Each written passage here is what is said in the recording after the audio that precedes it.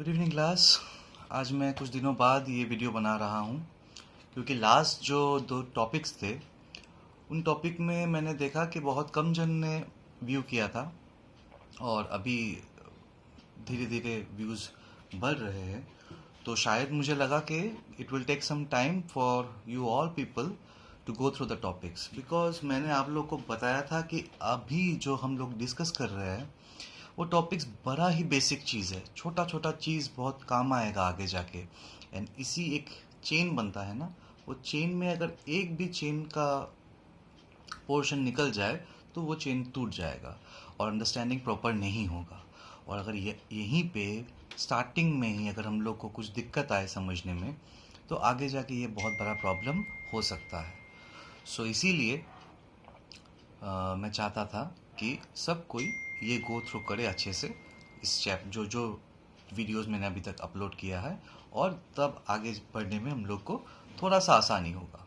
तो that is Y मैंने 2 दिन वेट किया और आज जाके ये वीडियो बना रहा हूँ आप लोग के लिए। So what are we going to discuss today? It's again very basic thing कि आप लोग को सबको पता है कि हम लोग यहाँ पे पहला जो वीडियो मैंने दिया था तो वहीं पे मैंने बोला था कि इस साल हम लोग करेंगे क्या।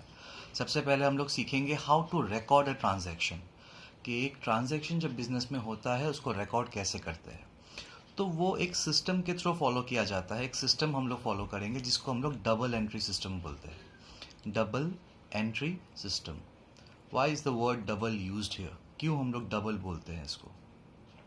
अब आप लोग को इतना दिन में तो ये पता चल गया है कि ट्रांजैक्शन का मतलब होता है, सिंपल शब्द में, सिंपल वर्ड्स में हम इसको बोल सकता है कि ट्रांजैक्शन मतलब गिव एंड टेक या फिर लेन देन।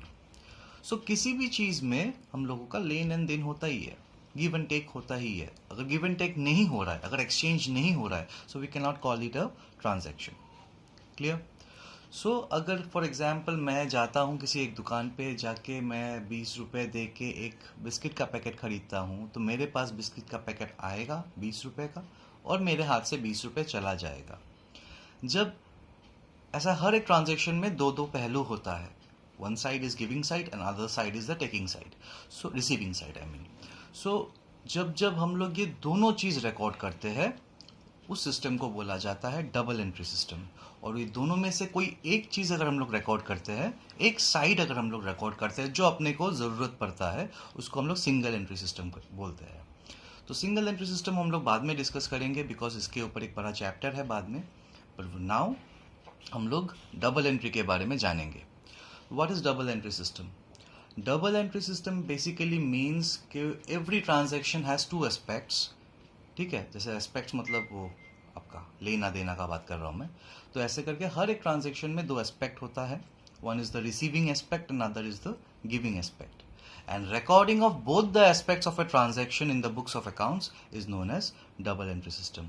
डबल एंट्री सिस्टम क्या बताता है अपने को कि दोनों ही चीज़ रिकॉर्ड करना इम्पॉर्टेंट है, दोनों ही चीज़ का रिकॉर्डिंग रखना, मतलब रिकॉर्ड्स रखना इम्पॉर्टेंट है। कि आप लोगों ने 20 रुपये दिया वो भी लिखो, और आपको 20 रुपये का सामान मिला वो भी आप लिखो। दोनों ही ज़रूरत पड़ता है। क्यों पड़ता है, क्या होता है आगे? क्योंकि ये कंप्लीट इन्फॉर्मेशन ट्रांजैक्शन का बताता है। अगर आप सिर्फ यही लिखो कि आपका 20 रुपये जा रहा है और ये ना लिखो कि आपके पास 20 रुपये का सामान आया है, तो आपको दुकान में कितना रुपए का स्टॉक है वो आपको हिसाब में नहीं आएगा। बिकॉज 20 रुपये कहीं भी आप खर्च कर सकते हो, यहाँ पे तो आपका लिखा रहेगा कि 20 रुपये गया, लेकिन 20 रुपये कहाँ गया आपको पता नहीं है। 20 रुपये का चॉकलेट खाया मैंने, 20 रुपये का ठेला भाड़ा दिया, रिक्शा भाड़ा दिया, 20 रुपये का क्या किया मैंने, वो आप लोग को कोई नॉलेज नहीं रहेगा बिजनेस को। So that is why in order to have the complete information of a transaction, हर ट्रांजेक्शन का दोनों साइड रिकॉर्ड करना बहुत ज़रूरी होता है। तो यही हमको डबल एंट्री सिस्टम सिखाता है। So what is double entry system? It is a system where both the aspects of a transactions are recorded in the books of accounts. ठीक है, नेक्स्ट हम लोग आते हैं कि अकाउंट क्या होता है। What is an account? मैं तब से बोल रहा हूँ books of account, books of account. तो अकाउंट क्या होता है? मैं इसके लिए एक सिंपल सा एग्जाम्पल देना चाहूँगा। आप लोग थोड़ा सा ध्यान दो तो आप लोग को भी समझ में आ जाएगा, ज़्यादा बड़ा बात नहीं है इसमें। ठीक है, मान लो कि मैं एक ग्रॉसरी शॉपकीपर हूँ। मेरा बेसिकली काम ये है कि मैं चावल एंड दाल बेचता हूँ लोगों को। तो एक दिन राहुल नाम का एक लड़का आया मेरे पास, मेरा जान पहचान का था। तो उसने बोला भैया मेरे को ये सामान चाहिए। तो मैंने उसको दे दिया जो चाहिए था। तो मैंने उसको बोला राहुल 560 रुपये हुआ है, 560 इज़ योर बिल। तो उसने बोला भैया मेरे को अभी तक सैलरी नहीं मिला, तो मैं आपको कुछ दिनों बाद दूंगा। That means it is a credit transaction. तो मैंने बोला ठीक है भैया, तुम ले जाओ, तुम दे देना, कोई बात नहीं।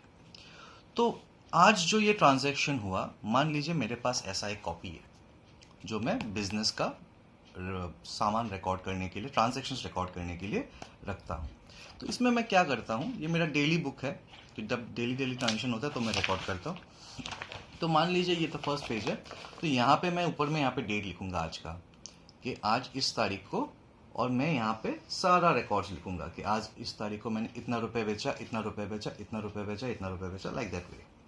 और जब जब क्रेडिट ट्रांजैक्शन होगा, मैंने आपको क्या बताया था कि क्रेडिट ट्रांजैक्शन में हम लोग क्या करते हैं, पार्टी का नाम लिखते हैं। तो पार्टी का नाम मैंने आज अभी किसको बेचा, राहुल को।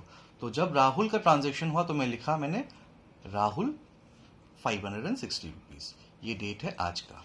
तो ऐसे आज का जितना भी ट्रांजैक्शन है मैं सारा यहाँ पे रिकॉर्ड करूँगा, ठीक है। इसी तरह मैं हर दिन का रिकॉर्ड डे बाय डे करता हूँ।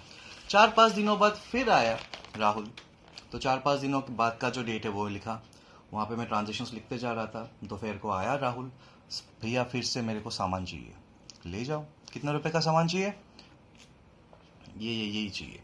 तो भैया आपका 720 रुपये हुआ। तो राहुल 720 रुपये लिख दिया मैंने, एज यूजुअल क्रेडिट ट्रांजैक्शन नाम लिखूंगा, राइट। तो वैसे कर करके 4-5-10 दिन बाद फिर आया वो। आने के बाद 10 दिनों बाद का ट्रांजैक्शन डेट लिख रहा था। फिर बाबू राहुल आया, राहुल आने के बाद बोला भैया हमको ये से सामान चाहिए, ले जाओ, कितना बिल हुआ, 1200 रुपये। तो मैंने लिखा राहुल 1200 रुपये। उसके बाद ये महीना जाने के बाद जब नया महीना आया, 1 तारीख, उसको सैलरी मिला, तो वो 2 तारीख को आया मेरे पास और उसने बोला भैया आज मैं सामान नहीं लूँगा, पर मेरे को आपको पेमेंट करना है, आप बोलिए कि मेरा कितना रुपए बनता है। तो सबसे पहला चीज़ जब उसने जब ये बोला मेरे दिमाग में आया, तो मैंने उसको बोला कि बाबू आप 4 घंटा तो मिनिमम बैठो। क्यों भाई 4 घंटा क्यों बैठना है, मैंने तो 3-4 दिन ही आया था, 3-4 दिन में मैंने जो सामान लिया उसमें 4 घंटा लगेगा क्या आपको हिसाब करने। हाँ, क्योंकि आपने थ्रू आउट द मंथ आपने 3 ही बार आया मान लीजिए, बट 3 बार कब आया वो तो मेरे को याद नहीं है। तो लिटरली मेरे को क्या करना पड़ेगा, जिस महीने का मतलब से जुलाई महीना चल रहा है, तो वो आया अगस्त का 2 तारीख को, तो जुलाई महीने का 1 तारीख से लेकर जुलाई महीने का 30 तारीख तक एवरी डे का पेज में मुझे ढूंढना पड़ेगा कि राहुल कहाँ है, तभी जाके मैं हिसाब कर पाऊंगा। तो ये ऐसे करके, ये तो मैंने सिर्फ राहुल का नाम बोला।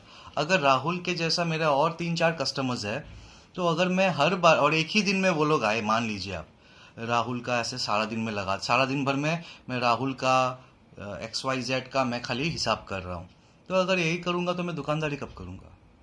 So this is not a convenient way, ठीक है। तो अगर ऐसा होता है तो मेरे को बहुत मुश्किल हो जाएगा हिसाब देने में। तो व्हाट इज़ द सोल्यूशन, ये ऐसे नहीं रखना है, because day to day transaction तो आपको कहीं ना कहीं रिकॉर्ड करना ही पड़ेगा। सो दिस इज ओके कि आप ये रख रहे हो, जब होता है हाथों हाथ आप इसमें लिख देते हो, ठीक है। लेकिन इसके अलावा आपको और एक मेंटेन करना पड़ेगा कॉपी, और एक कॉपी मेंटेन करना पड़ेगा, जहां पे आप क्या करोगे, जहां पे आप सिर्फ एक जगह होगा जहां पे आप राहुल का नाम लिखोगे, बिकॉज राहुल एक कस्टमर है जिसको आप बाकी में ट्रांजैक्शन करते हो, तो आप ये जगह रखोगे सिर्फ राहुल के लिए। यहाँ पे राहुल ने जब जब आपसे खरीदा है सामान, तब तब का डेट लिख के आप राहुल का हिसाब करोगे। तो ये जो जगह है यहाँ पे और दूसरा कुछ नहीं आएगा, सिर्फ राहुल का हिसाब ही आएगा अकॉर्डिंग टू द डेट्स, जब जब उसके साथ ट्रांजैक्शन होगा बिजनेस का।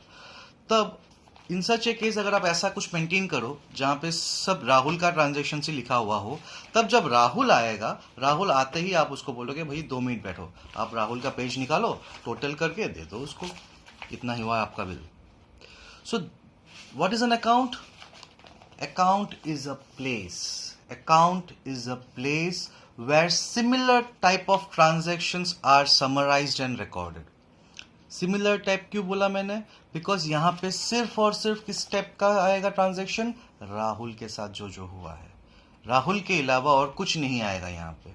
सिमिलरली राहुल के अलावा अगर रहीम अकाउंट है, रहीम के साथ मेरा ट्रांजैक्शन है, तो सिर्फ रहीम का ट्रांजैक्शंस मैं एक जगह पे लिखूंगा. So such an account is such a place is known as Rahim's account, Rahul's account. ऐसे कर करके मेरे को हर एक चीज का अकाउंट रखना है ताकि हम उसको प्रॉपरली हिसाब दे पाए. So that is known as an account. So what is an account? Account is a place where transactions of similar nature are summarized and recorded. ठीक है? What is an account? Account is a place where transactions of similar nature are summarized and recorded. ठीक है? So ये हो गया account and double entry system के बारे में. तो ऐसे हजारों लाखों अकाउंट हैं हम लोग के बड़ा बिजनेस में, लार्ज स्केल बिजनेस में हजारों ऐसे अकाउंट्स होते हैं जिसका हमको हिसाब रखना पड़ता है. क्यों इतना? बिकॉज हम लोग को कंप्लीट इन्फॉर्मेशन चाहिए ताकि हम जेन्युइनली एक एक्चुअल प्रॉफिट एंड लॉस निकाल पाए, एक actual profit and loss statement बना पाए जिसमें हम लोग को रिलायबल प्रॉफिट एंड लॉस मिले. ऐसा ना हो कि प्रॉफिट एंड लॉस के ऊपर डाउट होते रहे, क्या कुछ मैंने मिस कर दिया क्या. जब आप डबल एंट्री सिस्टम फॉलो करते हो तो ये क्वेश्चन कभी भी दिमाग में नहीं आता, बिकॉज आप लोग रिकॉर्ड कर रहे हो both the sides of a transaction, receiving and giving. ठीक है, both the aspects of a transaction are recorded there. So आप लोग को ये डाउट कभी भी मन में नहीं आएगा. So that is why double entry system is more convenient than single entry system. But single entry system के बारे में अभी हम लोग डिस्कस नहीं करेंगे, बाद में इसके बारे में और अच्छा से डिस्कस होगा. So this is all about double entry system and account.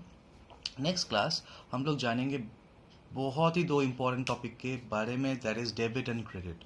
क्योंकि ज़्यादातर क्या होता है कि जो लोग मान लीजिए कॉमर्स के नहीं भी होते हैं, वो लोग आपको ये दो क्वेश्चन ज़रूर पूछेंगे. क्योंकि जो लोग, जैसे हम लोग को पता नहीं है, हम लोग ने साइंस तो पढ़ा नहीं है, लेकिन हम लोग को पता है कि यहाँ पे फिजिक्स, केमिस्ट्री, बायोलॉजी, थोड़ा टॉपिक्स कुछ पता है हम लोग के कि क्या क्या टॉपिक्स होता है उस चैप्टर्स में, क्योंकि हम लोग स्कूलिंग में पढ़ा हुआ है. तो जो लोग कॉमर्स कभी पढ़े भी नहीं है ना, उन लोग को भी ये चीज़ पता है कि कॉमर्स में क्या होता है, डेबिट एंड क्रेडिट. तो ये दोनों तो कम से कम आप लोग को मार्क्स के लिए नहीं, बट खुद का इज्जत बचाने के लिए कम से कम ये दोनों समझना ही पड़ेगा, ताकि कोई आपको अगर पूछे तो आप लोग बता पाओ उसको. सो ये डेबिट एंड क्रेडिट के बारे में हम लोग और अच्छा से जानेंगे in the next video. And इसके बाद हम लोग सीखेंगे कि what are the approaches to double entry system. ठीक है, तो इन दोनों के बारे में हम लोग नेक्स्ट वीडियो में और अच्छे से समझेंगे. आज के लिए फ़िलहाल इतना ही. Thank you for watching the video. And ये कुछ दिनों में मैं आप लोगों को बैक टू बैक वीडियोस दूंगा. ठीक है, वो सारे वीडियोस आई होप आप लोग देखोगे एंड पसंद करोगे, और कुछ भी आप लोगों को डाउट हो तो आप लोग मेरे को पूछ सकते हो. ठीक है, तो आज के लिए इतना ही. Thank you.